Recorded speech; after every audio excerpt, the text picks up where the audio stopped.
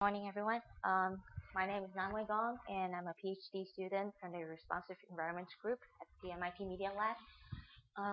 Today, I'm here to present our ongoing collaboration from the Media Lab, the Building Technology MECI department at MIT, and our sponsor is Schneider Electric. About this project that we work together called a dense low-power sensor network for three-dimensional thermal characterization of large-scale atrial spaces. We want to build a sensor system to better understand the energy consumption of our residential, commercial buildings. If we look at the statistics, a total of 39.6% of energy is used in commercial buildings for HVAC systems, which stands for heating, ventilation, and air conditioning. So our motivation is to study about atria, which is normally in the center of a building, open space, lots of light, and it's built for natural lightings or for natural ventilation. Most of the related work in terms of building technology and the study of thermal behavior of the building focused on data centers because it's a cluster and highly symmetric space, and IBM Research spent a lot of time developing the system called Measurement and Management Technologies at the MMT system, where they built this cart with dense sensor system, and you can roll the cart in the data center and analyze where are the hot spots, where are the cool spots, and have a 3D scan of the space and a real-time feedback for their HVAC system, which was proven that it could reduce 15% of the energy consumption in data centers. But in terms of atria, it's not well studied. One of the related work, like what we do, is from 2011, and they did a validation of computational fluid dynamic simulation for this kind of geometry. But as you can see from the left, they only have around 10 sensor nodes, which is not dense at all. So our motivation for this research is we want to design a wireless sensor network for fine-grained 3D thermal characterization for large open space. This is our building, and so it's 4-story high building with lots of windows and openings, and we want to perform a full-scale experiment to do a side-by-side comparison between the sensor data and different simulations. So in order to achieve this goal, you need to have a wireless sensor node that is low power. So one of the projects from my group, from Mark Hellmeyer, is wearable sensor that is low power, and it can detect temperature, humidity, light, and also it transmits a signal with a Zigbee radio, and it's low power that it could run on a coin cell battery for 2 years. And same idea with this sensor, environmental sensing system developed by Schneider Electric. It's solar powered, so you can charge it in 1 day of light is few weeks of operation. And here's our hardware prototype for this project. We have temperature, humidity sensor, and Zigbee radio, and the battery life is around 100 days. And the system works like this. We have a dense sensor node, and we hang it on wires in the atrium, and we have these wall routers all over in the building, and which is like a midpoint of the data transmission to our database. And we also have a web interface, so people can look at the data or provide different types of visualization.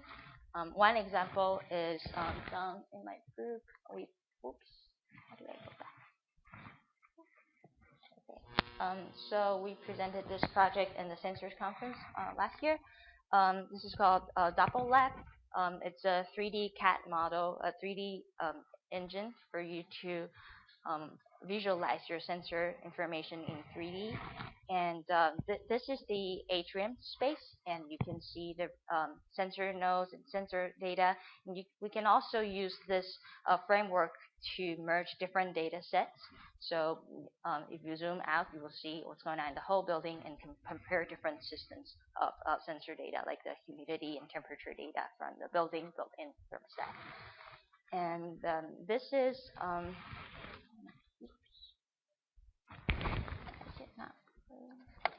so this is the space, and as you can see, this is east and this is west.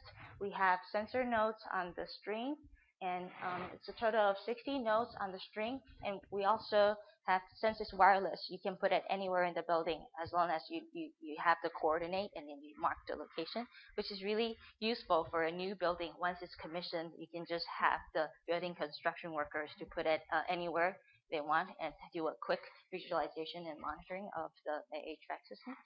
And as you can see from the video, during the day, the building heats up on this side and then goes to the west side. And we did a quick sensor performance evaluation before we did all the studies and about the thermal radiation heating effect to see if the HVAC system actually can handle well mixed temperature, and to see if the sun actually affects the different temperature zones in the building. And so this is a sunny day, and we can see that the temperature rises here during noon, and the humidity performed pretty well. And this is the data from a thermostat, a citywide thermostat, which is normally what we use for our building HVAC system, which is one value. And so it takes another day to compare with the previous day, like without thermal radiation heating effect. And as you can see, like throughout the day, the system performs well to maintain like around 22 degrees Celsius, but the humidity is like changing all over the place. So this is just a quick visualization and proof that the system works. And we also did a side-by-side comparison for our hardware just to eliminate the possibility that maybe the whole heating effect is by like thermal radiation, just the heat dissipate in the box itself. So we opened the box and drill holes on all our deployed sensors, and did saw 1 degree, 1.5 degrees Celsius difference if you don't open the box.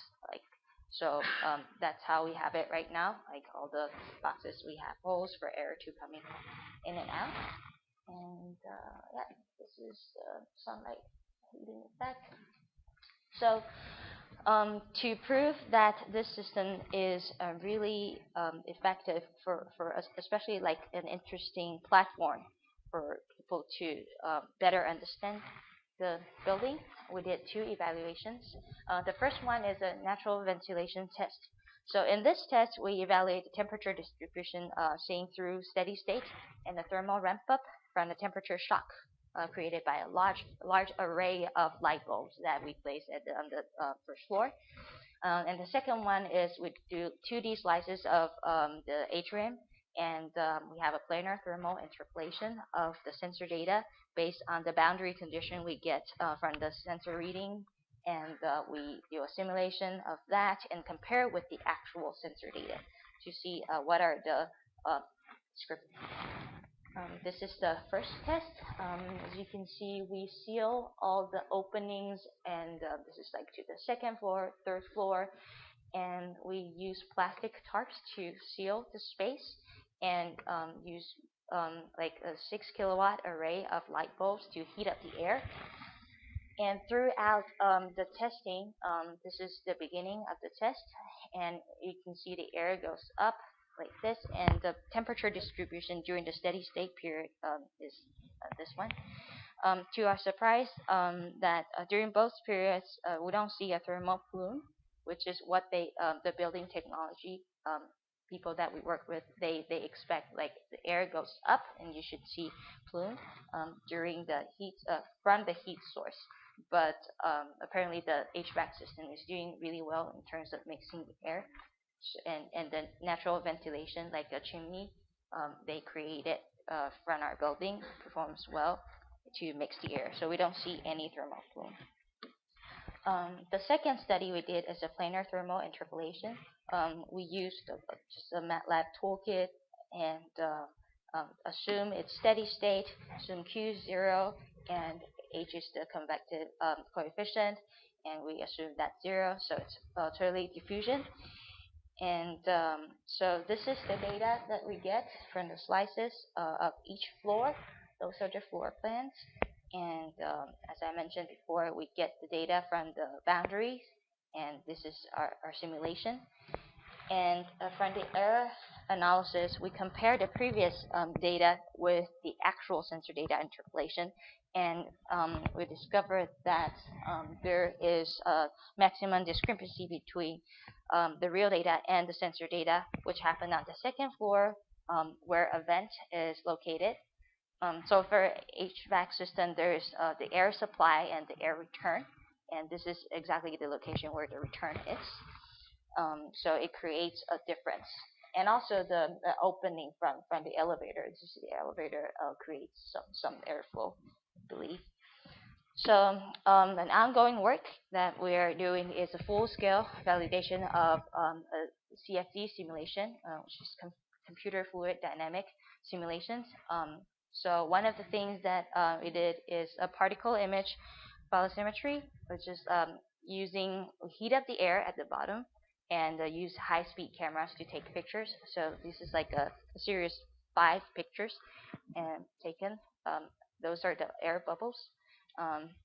So you can see this is the airflow in the building during the heating. That's the light array here. And our future works includes we want to complete the full-scale validation of the CFD simulations. But in order to do so, we need to add like low-cost, low-power airflow sensor, which can detect like indoor airflow, and light sensors, which we can use to fine-tune the feedback of the building controlling system based on the outdoor lighting situation. And we want to use all the sensor data to provide a real-time feedback control design in building control systems. It can either be used for the first time when the building is commissioned. We can use the system to quickly evaluate the performance of the HVAC system in like different kind of building geometries, or just to use as it is in our building, which is like a test platform for a large scale building study. So this is how I complete my talk.